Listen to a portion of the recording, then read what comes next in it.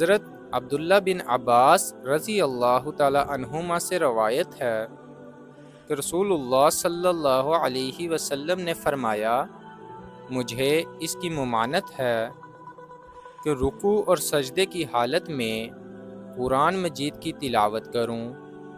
بس رکوع میں تو تم لوگ اپنے مالک اور پروردگار کی عظمت اور کبریائی بیان کیا کرو، اور سجدے میں دعا کی خوب کوشش کیا کرو۔ سجدے کی دعا خاص طور سے اس کی مستحق ہے کہ قبول کی جائے۔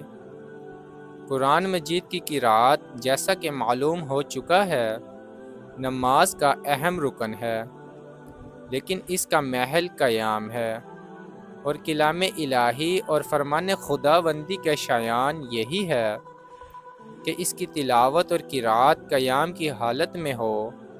شاہی فرامین کے کھڑے ہو کر ہی پڑھے جانے کا دستور ہے۔ رکوع اور سجود کے لیے یہی مناسب ہے کہ اس میں اللہ تعالیٰ کی تسبیح اور تقدیس، اپنی بندگی کا اظہار اور اللہ تعالیٰ کے حضور میں دعا اور استغفار ہو۔ رسول اللہ صلی اللہ علیہ وسلم کا عمل بھی مدت العمر یہی رہا، اور اس حدیث میں آپ نے زبانی بھی اس کی ہدایت فرمائی۔ اللہ پاک ہمیں بھی اس حدیث پر عمل کرنے کی توفیق عطا فرمائیں، آمین۔